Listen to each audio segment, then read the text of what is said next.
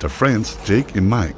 We're driving from Connecticut to California in a beat-up old car that looked like this. And during their trip, some weird, scary things started happening. But it all started when they stopped at a gas station for some snacks. As soon as they walked into the store, Jake grabbed a snack and headed to the checkout while Mike went to the magazine rack. But as he was walking over there, he saw something horrifying. It was a pair of black and gray Jordan sneakers sitting on a shelf, but something about them was off. There was just something really creepy about these shoes. So he decided to take a closer look, and as he got closer, he could have sworn he saw the shoes move slightly, but he just shook his head, thinking he was imagining things. As he continued to stare at the shoes, trying to figure out what was so creepy about them, he noticed that the laces were untied, and as he watched, one of the shoes started to untie itself, and then the other one did the same thing. And Mike couldn't believe his eyes because he had never seen anything like this before. And then he heard a voice coming from the shoes. It said, "Put me on," and Mike was terrified. He turned around and ran to his car and jumped in the passenger seat. And Jake was freaking out because Mike was screaming and yelling that the shoes were trying to come alive or something. And Jake told him to calm down, that it was probably just a trick of the light or something. But as soon as they started driving again, things started to get weird. The air in the car started to get colder and colder, and they both started to feel a little sick to their stomachs. And then Jake noticed something strange. The passenger side window was fogging up for no reason. And then it cleared and they saw something horrifying. They noticed Mike's hand. It was covered in blood.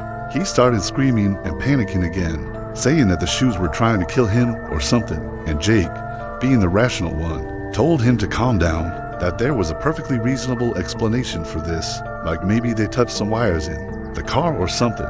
But Mike was convinced that the shoes were possessed by demons or something. And then they both started to feel extremely tired and drained, and they pulled over and checked into a motel for the night. When they woke up in the morning, the first thing they did was check their hands, and they were both covered in blood. And they were so scared and freaked out that they didn't even bother checking out of the motel. They just got in the car and drove away as fast as they could, and they hardly remembered anything from the rest of the trip. All they kept thinking about was the shoes and their bloody hands and the creepy motel and the weird stuff that happened. But eventually, they made it back home without any more weird incidents.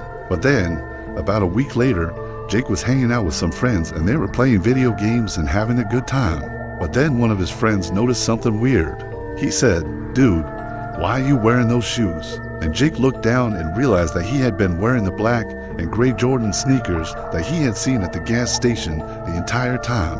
And then his friend said, "Wait a second, aren't those the shoes that came back to life and tried to kill you?" And Jake was confused. He said, "What are you talking about? You've never heard that story before." And his friend said, "No, I didn't know you were in a horror movie." And then Jake realized that his friend was actually talking about the pair of shoes that he never bought from the gas station, the shoes that he had seen on the trip. And Jake couldn't believe it. He had been wearing those shoes the entire time. As he looked down at his shoes, they were covered in blood, and then he passed out.